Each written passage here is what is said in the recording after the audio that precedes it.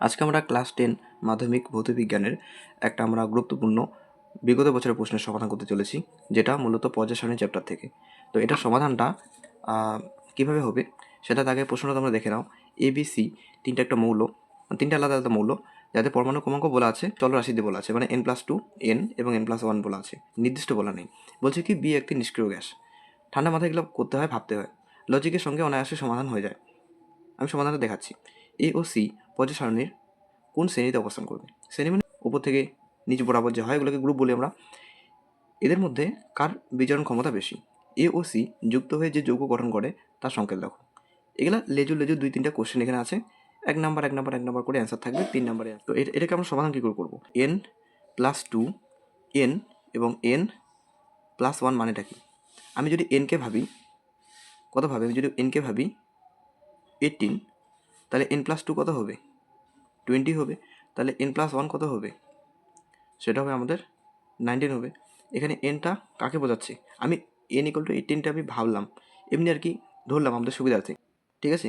এবার এখানে n+2 সেটা অ্যাকচুয়ালি এ এর পরমাণুর ক্রমাঙ্ক, n হচ্ছে বি এর পরমাণু ক্রমাঙ্ক, n+1 হচ্ছে সি এর পরমাণু ক্রমাঙ্ক, ঠিক আছে? তো এবার এবার আমরা পর্যায় সারণীটা মনে করার চেষ্টা করব যে কী ছিল সেখানে গ্রুপ 1, গ্রুপ 2, গ্রুপ 3 এরকম করে করে করে মোটামুটি গ্রুপ 18 অবধি ছিল। আমরা এটা জানি, এটা ছিল আমাদের ক্ষার ধাতু। এতটা করতে লাগে না, কিন্তু আমি বুঝাচ্ছি জিনিসটা, তাই আর কি অনেকটা সময় লাগছে। এটা হলো ক্ষারীয় মৃত্তিকা ধাতু, ক্ষারীয় মৃত্তিকা ধাতু। এগুলো মাঝখানগুলো জানার দরকার নেই, এখানে হ্যালোজেন মূল্যটুলো আছে। তারপর শেষে যেটা থাকে সেটা হলো আমাদের নিষ্ক্রিয় গ্যাস, যার মধ্যে হিলিয়াম, নিয়ন, ক্রিপ্টন, নিউট্রন, জেনন এইসব আছে, ঠিক আছে? এখন ব্যাপারটা হচ্ছে কি, এখানে বলছে যে n+2 n এবং n+1টা আমরা এটা দেখে বোঝার চেষ্টা করি যে কোন জায়গায় এদের অবস্থানগুলো হবে। মনে করো কোনো একটা মৌল যেটা নিষ্ক্রিয় গ্যাস, ঠিক আছে? তাহলে তার অবস্থান এই সারির মধ্যে কোথাও হবে। তার আমি মনে করলাম পরমাণু ক্রমাঙ্ক 18। তাহলে 18 পরে এদিকে 19 তো আর যেতে পারবে না, মানে এইটুকু তো পর্যায় সারণী, তার ওদিকে তো আর নাই, এক্সটেন্ড তো করা যাবে না। তাহলে 18 পরে 19 নাম্বারটা কোথায় যাবে? 19 নাম্বারটা যাবে এই সিরিজের মধ্যে যাবে, 20 নাম্বারটা এই সিরিজে আসবে, 20 নাম্বারটা এই সিরিজে আসবে। তাহলে 18 মানে আমি কি ভাবছি? এন। তার মানে এন এর অবস্থানটা কি 18টা আসলো। আর যেটা স্বাভাবিক বলে দেওয়া আছে যে বি একটি নিষ্ক্রিয় গ্যাস, আর নিষ্ক্রিয় গ্যাস এর পরমাণু ক্রমাঙ্ক এখানে কথা বলা আছে, এন বলা আছে, তাহলে এনকে আমি 18টা রাখলাম। তাহলে n+1 মানে যেটা 19 আমাদের ধরা হিসেবে যেটা আসছে, তাহলে সেটা আমাদের প্রথম গ্রুপে আসতেছে। তাহলে একইভাবে n+2 মানে যেটা আমাদের হিসাব অনুযায়ী 20, সেটা আসবে আমাদের 2 নম্বর গ্রুপে। তো এবার আমাদের এখানে 1 নম্বরের পার্টটার অ্যান্সার অনায়াসে আমরা করে ফেলতে পারবো যে এ ও সি পর্যায় সারণী কোন শ্রেণীতে অবস্থান করবে। তাহলে এ বলতে গেলে যেটা n+2 এটা, তাহলে এ অবস্থান করবে 2 নম্বর গ্রুপে, এবং সি কোথায় অবস্থান করবে? সি মানে n+1 বা 19, যেটা আমরা আমাদের সুবিধার্থে মনে করছি। তো সেটা অবস্থান করবে, মানে সিটা অবস্থান করবে আমাদের পর্যায় সারণীর 1 নম্বর গ্রুপে, এবং এটা তাহলে অবস্থান করলো কি পর্যায় সারণীর 2 নম্বর গ্রুপে। তাই প্রথম পার্টের অ্যান্সার আমাদের হয়ে গেল। এবার আমরা দ্বিতীয় পার্টটা দেখব, না বুঝলে আরেকবার ভিডিওটা রিভাইন্ড করে দেখতে পারো এবং ক্লিয়ার হয়ে যাবে। এবার কি বলছে, এদের মধ্যে কার বিজারণ ক্ষমতা বেশি? আমরা জানি পর্যায় সারণীর বাঁ দিক থেকে ডান দিকে যাওয়া মানে বিজারণ ক্ষমতা হ্রাস পাওয়া। যার ইলেকট্রন বর্জনের প্রবণতা যত বেশি, তার বিজারণ ক্ষমতা তত বেশি। এদিক থেকে এদিকে যখন আমরা আসি, তখন ইলেকট্রন বর্জনটা হয় না, গ্রহণের প্রবণতা বেশি থাকে, কারণ এদিকে তড়িৎনাত্মকতা বাড়ে। আর অনেক ব্যাপার আছে, সেগুলো এখন ডিটেলে যাওয়ার দরকার নেই।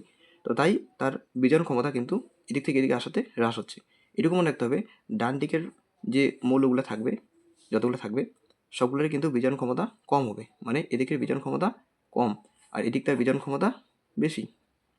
তাহলে প্রশ্ন বলছে যে এদের মধ্যে কার বিজারণ ক্ষমতা বেশি, মানে তিনটা মৌলের মধ্যে কার বিজারণ ক্ষমতা বেশি হবে? অবশ্যই এই ক্ষার ধাতু যে মৌলটা, যেটা সি, তার বিজারণ ক্ষমতা সবচেয়ে বেশি হবে। তাহলে এটা আমাদের অ্যান্সার হয়ে গেল, ঠিক আছে? এরপরে আমাদের 3 নাম্বার প্রশ্নটার অ্যান্সার করতে হবে, বোঝা গেল? 3 নম্বর প্রশ্নটা কি বলছে যে এ ও সি যুক্ত হয়ে যে যৌগ গঠন করবে তার সংকেত লেখো। আমরা যখন সংকেত বের করি, যেমন আমরা জল, তার সংকেত আমরা কী করে লিখতাম? প্রথমে একটা হাইড্রোজেন এভাবে লিখতাম এবং অক্সিজেনকে লিখতাম। হাইড্রোজেনের যোজ্যতা 1 আমরা মনে করি, ঠিক আছে, এবং অক্সিজেন যোজ্যতা 2 হয়। তাহলে কোনাকুনি গুণ হয়ে H2O আমাদের সংকেতে তৈরি হয়ে যায়। তাহলে একইভাবে আমরা এইটা থেকে, মানে এই যে এগুলো তো মৌল, যেমন এগুলো মৌল ছিল, এগুলো মৌল এসি। তাহলে এসি মৌলটা নিয়ে যে আমাদের যৌগটা তৈরি হবে, তার জন্য কি আমাদের এ আর সির আলাদা আলাদা করে একইভাবে আমাদের তার যোজ্যতা নিয়ে আমরা সংকেত তৈরি করতে পারি। এখন যোজ্যতা কী করে পাবো? আমরা এইটুকু তো জানি যে এর অবস্থান পর্যায় কোথায়, বির অবস্থান পর্যায় কোথায়। এর অবস্থান পর্যায় দ্বিতীয় গ্রুপে। দ্বিতীয় গ্রুপে যতগুলো মৌল আছে প্রত্যেকেরই কিন্তু যোজ্যতা কত হয়? 2 হয়। তাহলে এর যোজ্যতা 2 হবে, কারণ যেহেতু এর অবস্থান পর্যায় দ্বিতীয় গ্রুপে, আর সি পর্যায় প্রথম গ্রুপে অবস্থিত। আর পর্যায় প্রথম গ্রুপে যতগুলো মৌল থাকবে প্রত্যেকের যোজ্যতা কী হয়? 1 হয়। তাহলে এবার কোণাকুণি যদি গুণ হয় তাহলে একইভাবে AC2 অ্যান্সার আসতেছে আমাদের। তাহলে এটা হলো আমাদের 3 নম্বর প্রশ্নের অ্যান্সার। তো এই হলো বিষয়। আশা করি জিনিসটা বোঝা গেল। না বোঝা গেলে আরেকবার দেখে নিতে পারো। আর ধন্যবাদ।